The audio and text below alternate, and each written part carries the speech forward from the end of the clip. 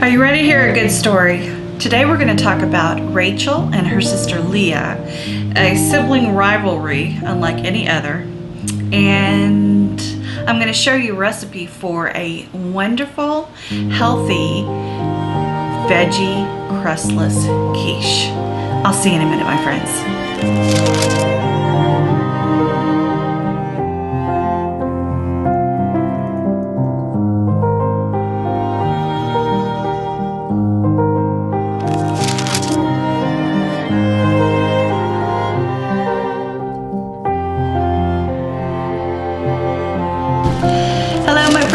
It's Rebecca, and I am happy to be back with you for the Bible Ladies Brunch Bunch.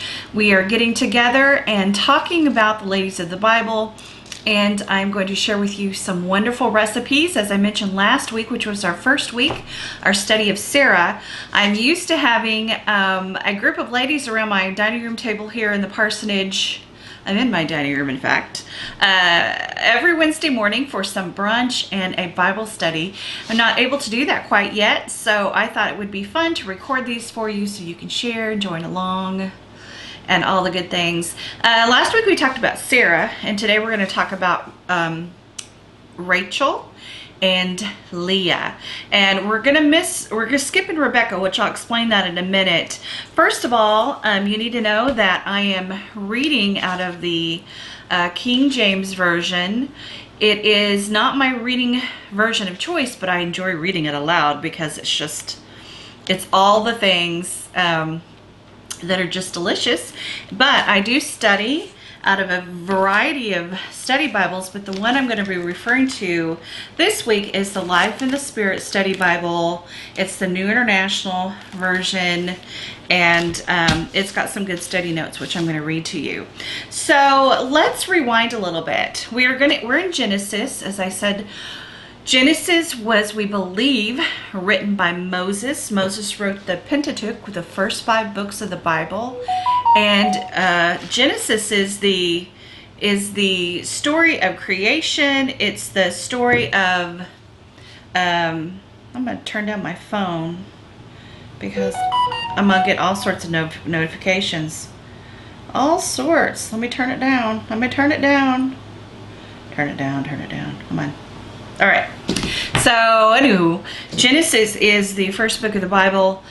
It deals with the story of creation. It has Noah in the flood, the Tower of Babel, and then it begins with Abraham and Abraham's covenant with God. And God tells Abraham he's going to make of him a great nation. He makes this pledge and promise. He's going to use the son of his wife Sarah, who his name is Isaac, and at the end of the story, our story last week, Isaac is born. And now, you can go watch that study if you're behind. I'll put a little card somewhere. But, so what we need to do first is we kind of need to do a little bit of overview about Rebekah, which is Sarah's daughter-in-law. And when things just only kind of get twistier. So let me think about this a minute, and I'm going to get these in my head. You probably know the story. If you don't, it's good. So Abraham sends a servant off. Now Sarah has already died. She died a while back, and so Abraham sends his servant off to his brother's household in Haran.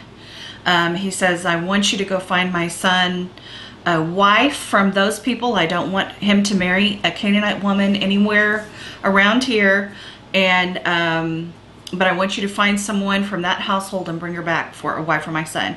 So a little while later, he meets up with Rebekah, who is actually would be Abram's brother's granddaughter, and I think so, Abram brother's granddaughter or daughter.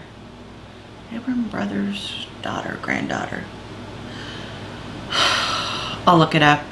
Anywho, so he would meet with Abram's brother Nahor's family, and he proposed that Rebekah come back with him, and she agrees to it, and she comes back with him and meets Isaac as love at first sight, and they are married.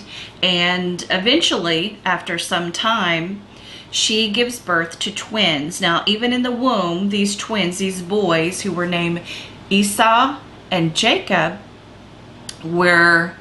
it was rough. It was a rough relationship. Esau was more of a manly man. He was a sports guy. He liked to do stuff with his dad out in the field.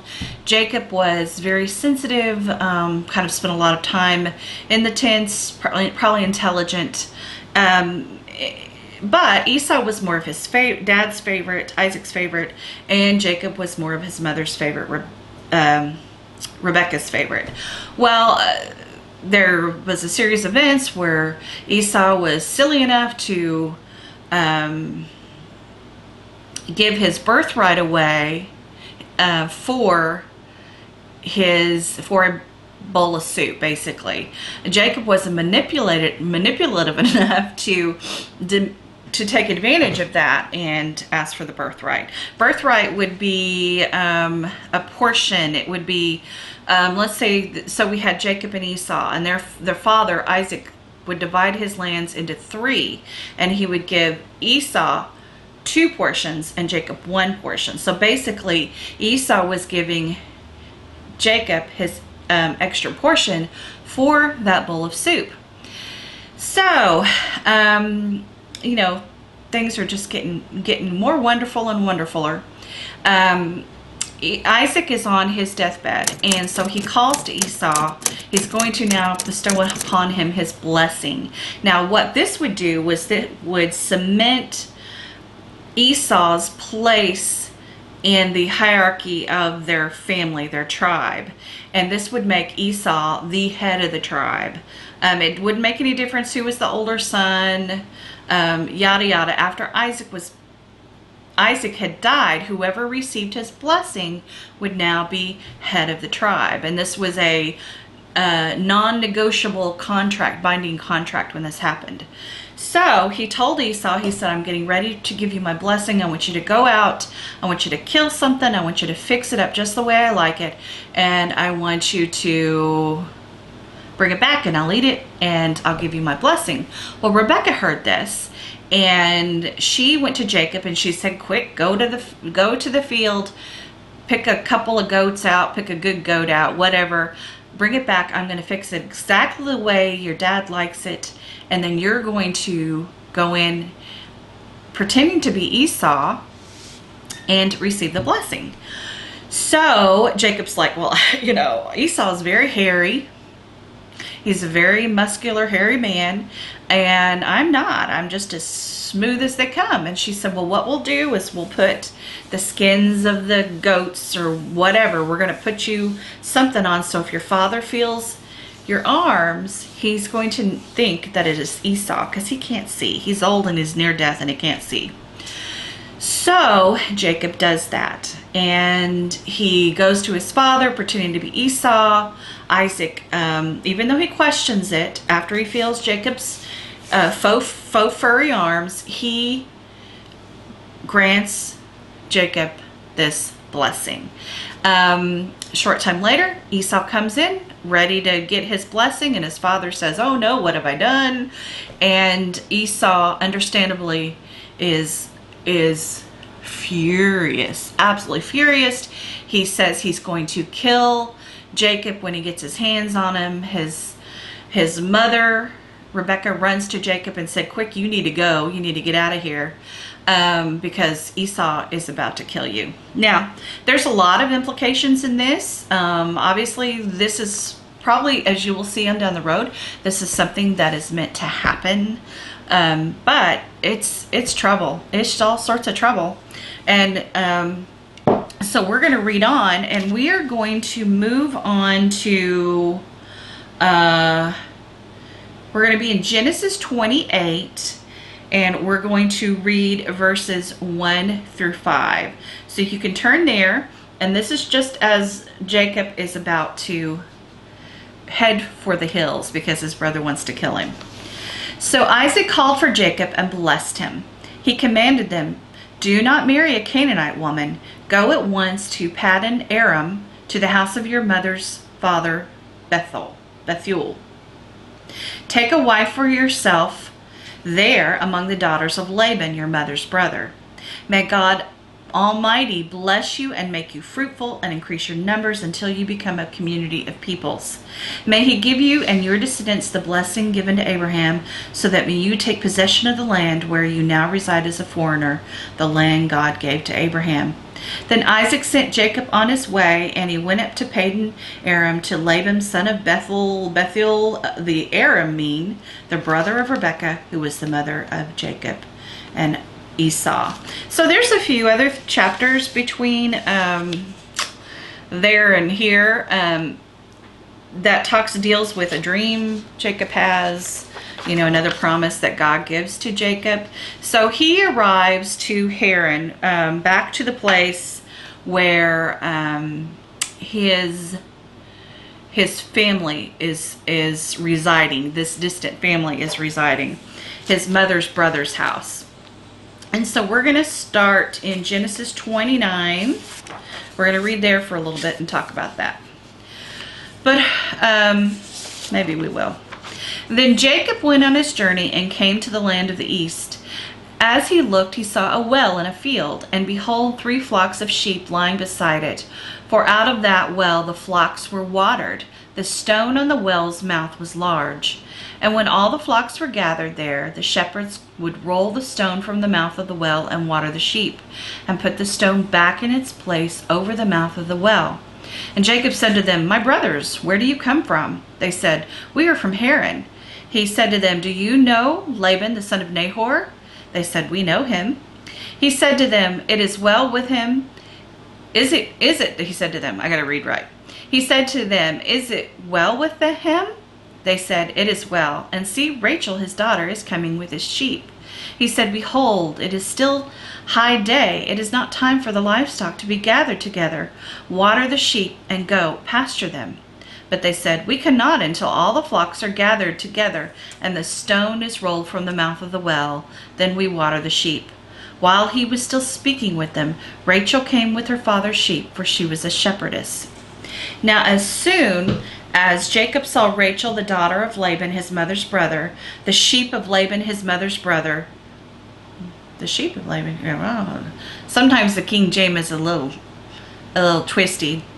Jacob came near and rolled the stone from the well's mouth, watered the flock of Laban, his mother's brother. Then Jacob kissed Rachel and wept aloud.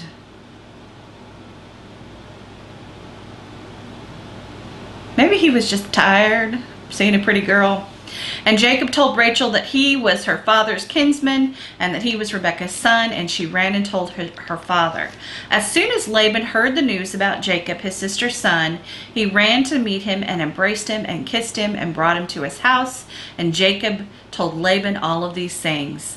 And Laban said to him, Surely you are my bone and my flesh. And he stayed with him a month. Then Laban said to Jacob, Because you are my kinsman, should you therefore serve me for nothing? Tell me what your wages shall be. Now, here we go. Now Laban had 2 daughters. The name of the older was Leah, and the name of the younger was Rachel. Leah's eyes were weak, but Rachel was beautiful in form and appearance. Now, I'm a little offended. Leah's eyes were weak. So she was nearsighted and so therefore not good looking? I don't know. Jacob told Rachel, and he said, I will serve you 7 years for your younger daughter Rachel.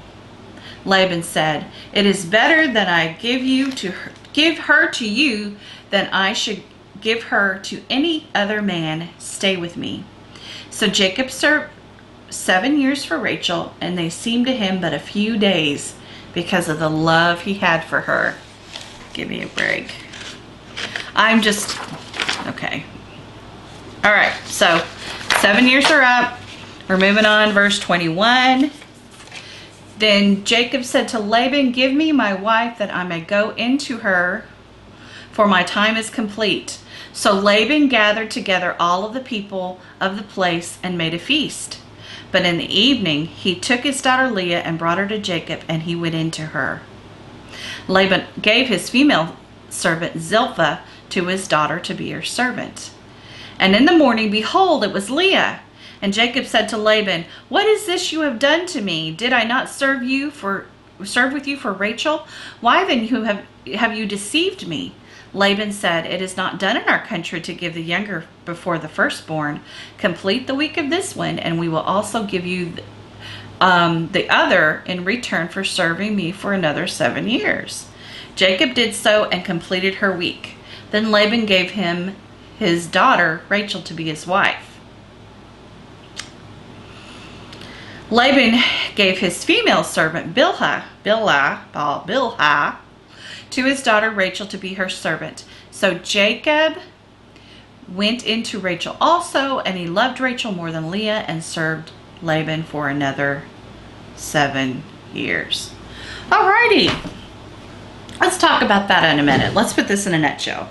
So basically, Jacob saw Rachel out by the well, and he cried and hugged, kissed her, and she was all of the things he had ever dreamed and hoped for in his whole entire life.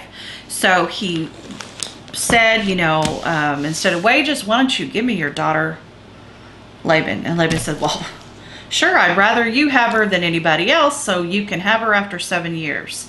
So Jacob works for free for this Laban for 7 years, which was basically his uncle. Hold on, I need some coffee for this one. The night of the wedding, Laban does a switcheroo. Apparently they wore heavy veils. Has Leah under the veil of the wedding, and then in the pitch dark black of night, they consummate their marriage. But surprise, surprise, when Jacob wakes up in the morning, he's actually married to Leah, and he was furious. Then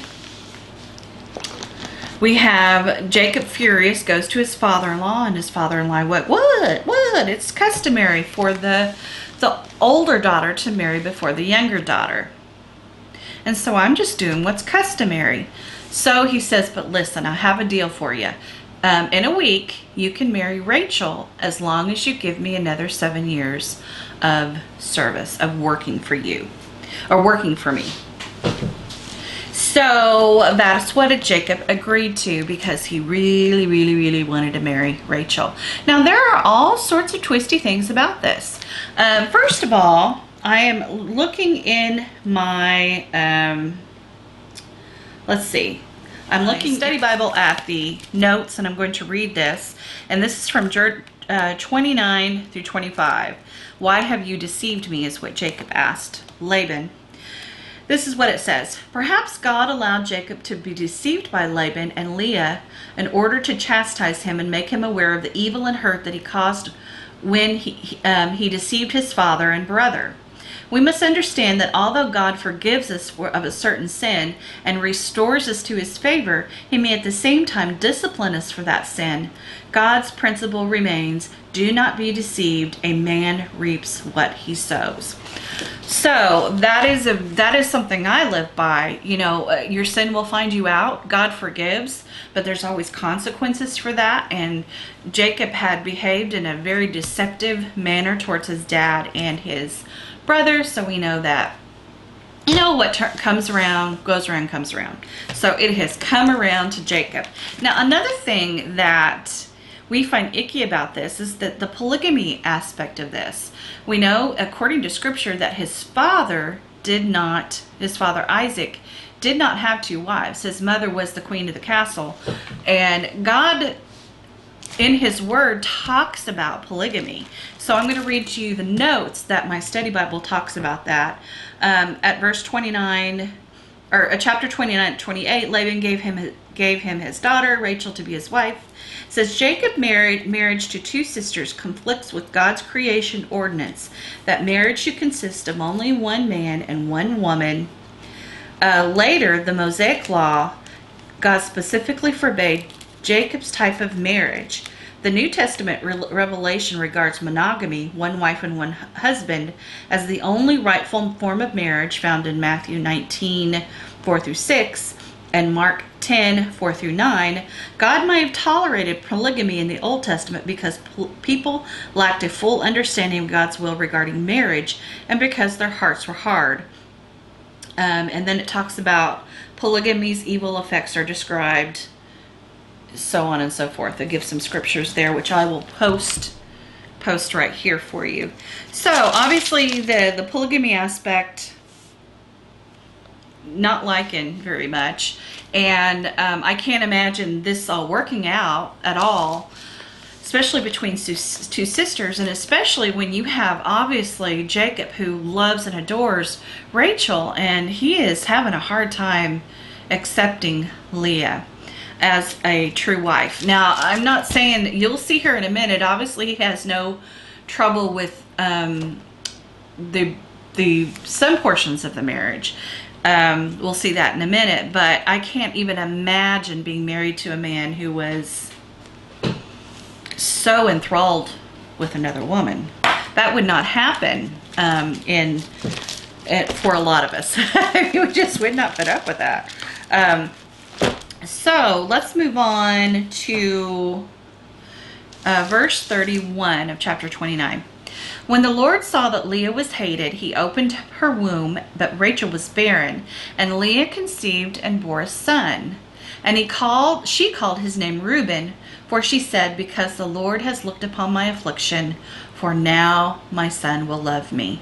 Now she bore several sons. Let's see, she had Reuben, she had Simeon, she had Levi, and then she had Judah. So she had 4 sons, and by the time we reach chapter 30, so we're going to read on at chapter 30, and we're going to talk about Rachel. Let's see, Rachel's problem. When Rachel saw that she was not bearing Jacob any children, she became jealous of her sister. So she said to Jacob, "Give me children, or I will die." Jacob became angry with her and said, "Am I in the place of God who has kept you from having children?" Then she said, "Here is Bilhah, my servant. Sleep with her so she can bear children for me, and I too can build a family through her." So she gave him her servant Bilhah as a wife, and Jacob slept with her. And she became pregnant and bore a son. Then Rachel said, "God has vindicated me. He has listened to my plea and given me a son." Because of this, she named him Dan.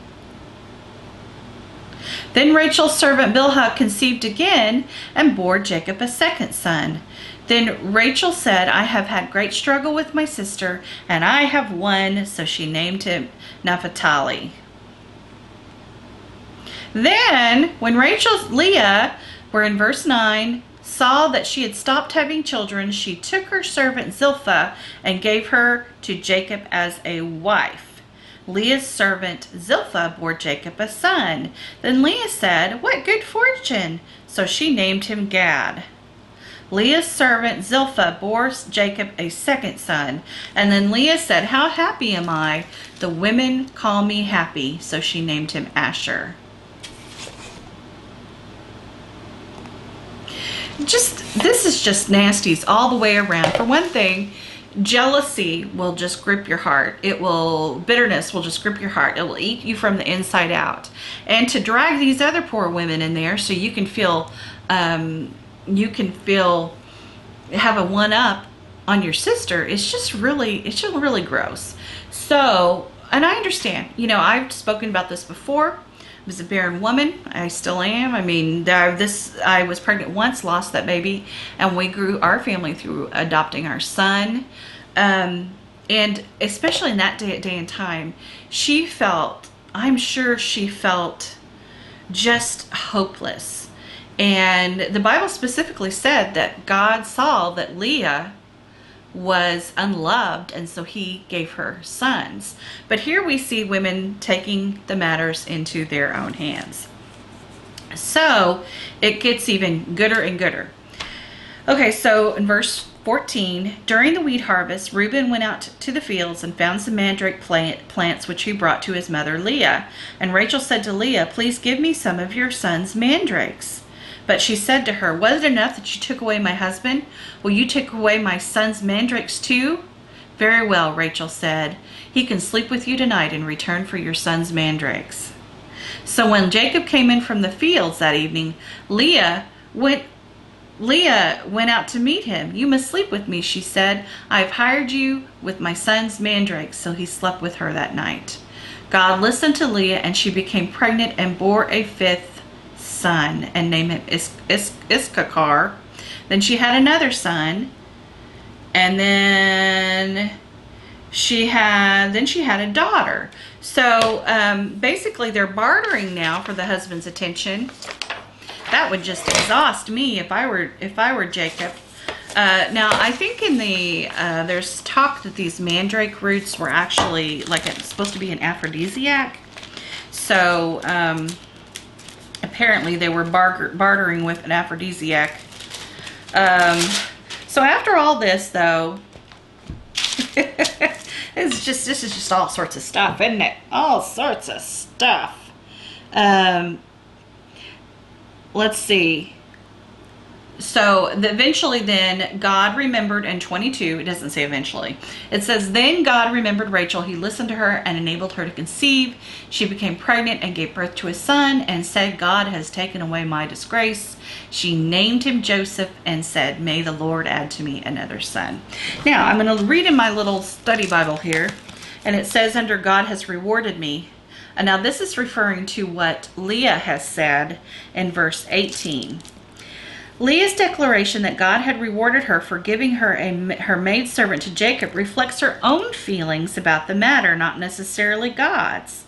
The narrative here only tells us what Leah said. God tolerated this situation for a time and worked through the kind of marriage into which Jacob had entered. Now God has promised he's going to use these people, all right? They're really messing up their own happiness here, but he's still going to use them. All right. So eventually, I'm not sure how much time has passed here, but things are, Laban is not the most honest individual. He deceived Jacob. Of course, Jacob hadn't really handled himself with much honesty either. But eventually, things around the old homestead there get kind of tense. So in chapter 31, it says, Jacob heard that Laban's sons were saying, Jacob had taken everything our father owned and gained his wealth from what belonged to our father. And Jacob had noticed Laban's attitude towards him wasn't it had been. So then the Lord said to Jacob, this is the Lord speaking, said to Jacob, go back to the land of your fathers and to your relatives, and I will be with you. And then he sends for his wives, and in verse 5, he says to them, I see that your father's attitude towards me is not what it was before, but the God of my father has been with me. You know that I worked for your father with all my strength, yet your father has cheated me by changing my wages 10 times. However, God has not allowed him to harm me. If he said the speckled ones will be your wages, then all the flocks gave birth to speckled young. He said the streaked ones will be your wages, and then all the flocks bore streaked ones. So God has taken away your father's livestock and given them to me. So he talks about the dream he has. And then in verse 14, and then Rachel and Leah replied, do we still have any share in the inheritance of our father's estate? Does he not regard us as foreigners? Not only has he sold us, but he has used up what was paid for us. So basically, Laban has been taking advantage and changing up the rules. He's not behaved in an honorable way. And so God is telling the family here, that he's telling Jacob, you need to go back to the land of your father, and I'm going to take care of you. So Rachel and Leah are in agreement about this. In verse 16, they say, surely all the wealth that God took away from our father belongs to us and to our children, so do whatever God has told you to.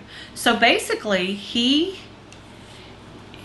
he got his livestock that he felt was owed him.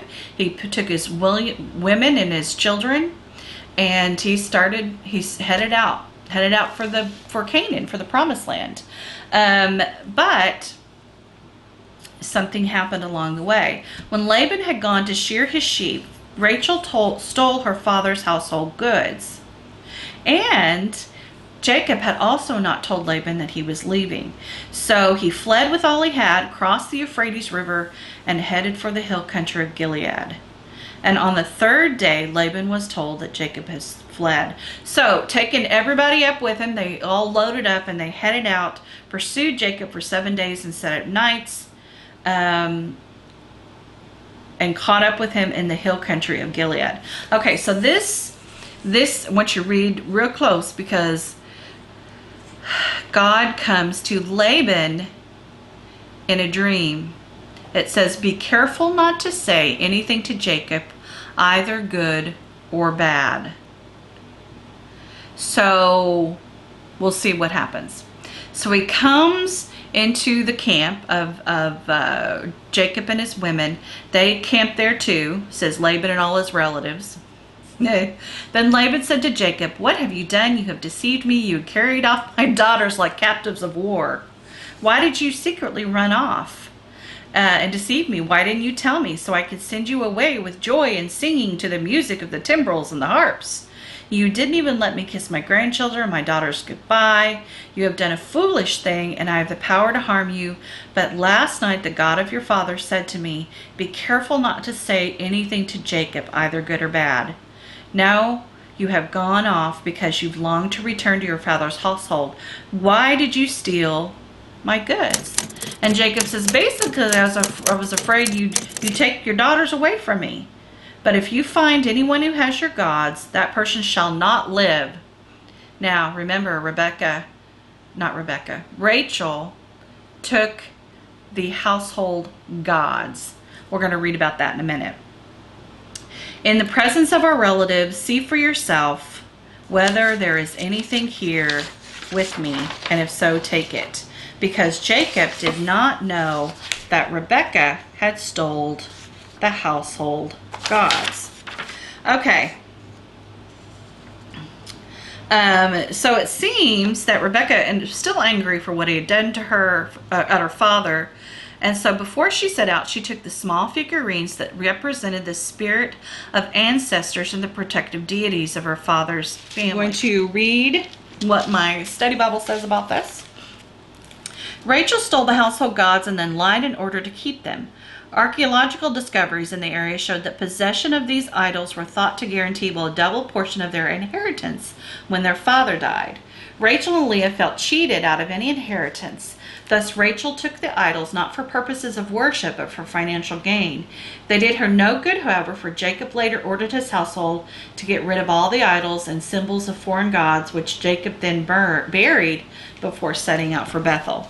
So what happened basically was, and this is really interesting, this is some more deception. Let's move on here, which I guess was okay. If you remember, Jacob had made this declaration that whoever had stole these household gods would die. Surely they must die. He was horrified to think that someone had stole these. Did not realize Rachel had stolen them. So Laban went into Jacob's tent and into Leah's tent and into the tent of the 2 female servants, but he found nothing. After he came out of Leah's tent, he entered Rachel's tent. Now Rachel had taken the household gods and put them inside her camel saddle and was sitting on them, and Laban searched everything in the tent but found nothing. Rachel said to her father, "Don't be angry, my lord. I cannot stand up in your presence, for I'm having my period." So he searched but could not find the household gods. Okay, so basically he goes from tent to tent. Jacob says, "Hey, you go look. Nobody's taken them, and if they have, they should surely die." So he goes from tent to tent, and he looks in everybody's tent. Well, it comes to Rachel's tent. Now she had put the idols in her camel saddleback, but had taken them out, put them in her tent, and she actually was sitting on them. Told her father that when he came in, she couldn't get up because she was on her period. Now, in those days, women, they There was all sorts of things that went along with women in their periods. They were isolated sometimes from the rest of the family. You can do some more research on that. So basically he took her word for it and left and said, oh, so nobody stole him. So he said goodbye to everybody and left.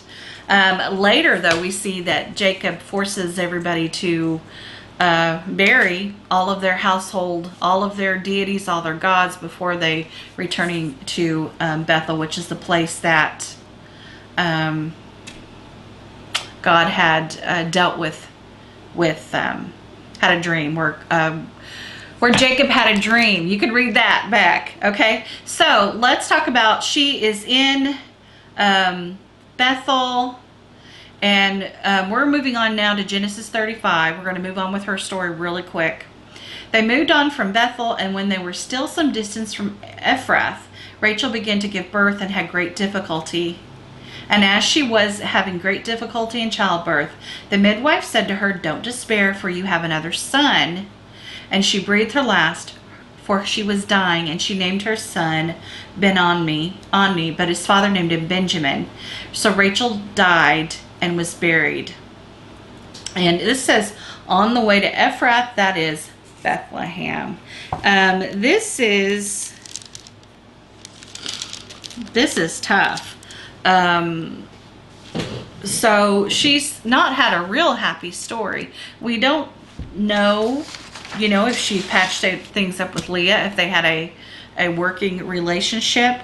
What I do want to tell you, though, is that before we get to where she had died back in chapter 32, Jacob reunites with Esau. And remember, Esau was the brother that was going to kill him for stealing his birthright, his blessing. And but God worked it out. Esau came to Jacob with open arms. They reunited, and it was good. It was good. Let's talk about, there also, before that, there's also some really, really good stuff about, and here about Jacob. He wrestles with God. He deals with things in his heart. Let's see. There's some more in between the story of Leah's daughter, Dinah. She is violently raped. Her brothers go after the man who has raped her. And it is just a story. It is just absolutely a story. The things that this family endures and goes through with.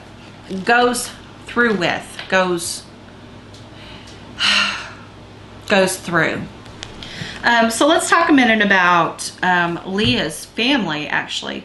Now, we know that all of those boys God used in one fashion or the other. We know that this is where all the tribes of Israel came from.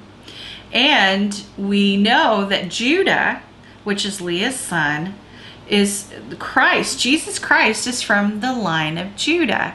And we see there that God's plan working out, even though he has to work with fools sometimes. He has to work with people who can't seem to get it right. And goodness knows, we are in the same boat sometimes. We just can't seem to get it right. We make the same mistakes over and over again. And you can also see back so many years ago that people were still dealing with a bitterness and rivalry and this tit for tat against each other. There was still manipulation going on. A big thing in our head about the Bible, and that these people were perfect, and that God just, that's not the truth at all. God used some mess ups, and God is still using mess ups today. Let's talk about a little bit about the bitterness that Rachel held. And I want to talk about bitterness. Whenever someone has done something to you, physically, emotionally, they've attacked you in some way, they've hurt your feelings in a big way, they have just betrayed you, it is really easy to let those feelings fester inside your soul and your heart. They will begin to take over everything about you. They will it will be part of your identity, and we don't want that. We don't want that. And Jesus had it right when he talked about forgiveness and how many times we should forgive someone. Now, I firmly believe to forgive someone, it doesn't mean you have to let them back in your life. You don't have to let them have the same access to your soul and your spirit as you once did. But it also means learning to see things objectively. God still takes care of us. Humans, we make mistakes all of the time. And all we can do is make sure that our hearts are pure, that we don't have any malice for somebody, and that we let God truly heal us. Joy is a lot different than being happy. Joy means that no matter what, God is still working and I can rest in him. I have this peace where otherwise I shouldn't have peace. And sometimes it just takes time. Sometimes you have to give yourself grace and give yourself time and do some things that don't attach yourself so much to the situation. Sometimes you have to remove yourself. And all of us have experienced betrayal, despair, bitterness, unhappiness in some form or another. And when it's all said and done, we just have to remember that God loves us.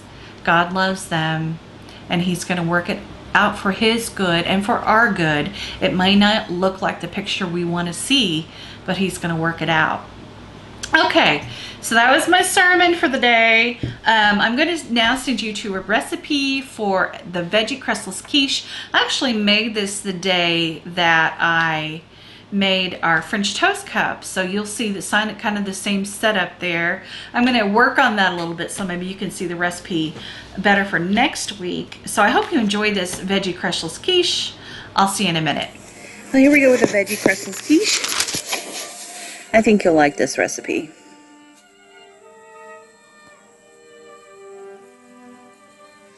For this recipe, you will need 1 tablespoon of butter, 1 chopped onion, 3 to 4 cups of chopped veggies, 8 eggs, 1 cups of milk, salt and pepper, and 1 cup, oh my goodness, that's supposed to be cheese. You mark that out, put cheese up there. 2 tablespoons of dried herbs, your choice. First thing I do is I pour myself a cup of hot Earl Grey. Hits the spot. I'm going to chop my onion. I simply take the ends off of the onion. See, I'm doing that here with my very dull knife. I like using a big old knife. You just kind of peel off the onion skin. Watch for waving knives. Then I'm going to move all the garbage to a garbage bowl. Thank you, Rachel Ray. Y'all remember Rachel Ray's garbage bowl. And I'm going to chop up the onion. I'm going to chop it fairly small so there's not huge chunks of onion, but not ridiculously so. You know what I mean?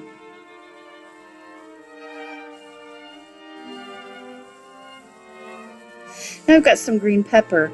This is included in my 3 to 4 cups of chopped veggies, but I am going to cook it with the onion in my iron skillet. You can use anything in this. If you do like broccoli, something like that, you might steam it first. Okay, so here's my onions and veggies, or my bell peppers, and the skillet was a little, oh, I'm doing a snake dance. Showing you all my dirty counter. There you go. Okay, now we're going to chop up the zucchini.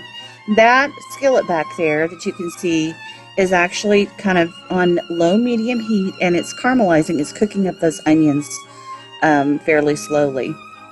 So I'm giving these zucchini a good chop. You can see what I'm doing there. Kind of. Throwing them over in the bowl. And now these are sun-dried tomatoes from my parents' garden. We keep them in the freezer. They dehydrate these, and I don't rehydrate them in water. I'm giving them kind of a chop. I don't want big chunks. but yet I don't want them tiny, tiny. All right, so here we go, some eggs. Doing some eggs. If I were smart, I would have had Josiah come and do this for me, but you know, I was on a roll. He was probably like doing something else. Oh, milk. 1 cup of milk in there. And then I'm going to grab my big old fork, my serving fork, which you can whisk it if you want, but I love to whisk with a huge old serving fork. And I beat the hooey out of it. Now I've got some wild onion from my parents' garden. It says it, you can put how much of this you want in it. You can use pretty much anything you want as far as herbs. I think it just really adds some color. I'm also going to add that fancy creamer bottle over there. It has carrot top parsley. And what you don't see is I also add salt and pepper because you want some flavor to your mixture. Okay, so there's my onions and peppers. They smelled wonderful. And I've topped them with the veggies, the zucchini, and now I'm going to put about a cup of cheese. You can use any kind of cheese you want. I've used feta, mozzarella. Today sounded like a cheddar kind of day though. And look how pretty that is. I've already put the egg mixture in. I didn't swirl it around too much. I kind of let it set in there, so don't mix that. And now it's gone in the oven for about 45 minutes. And oh, yum, yum, yum. Your people are going to love this. And you can make it as healthy as you need to.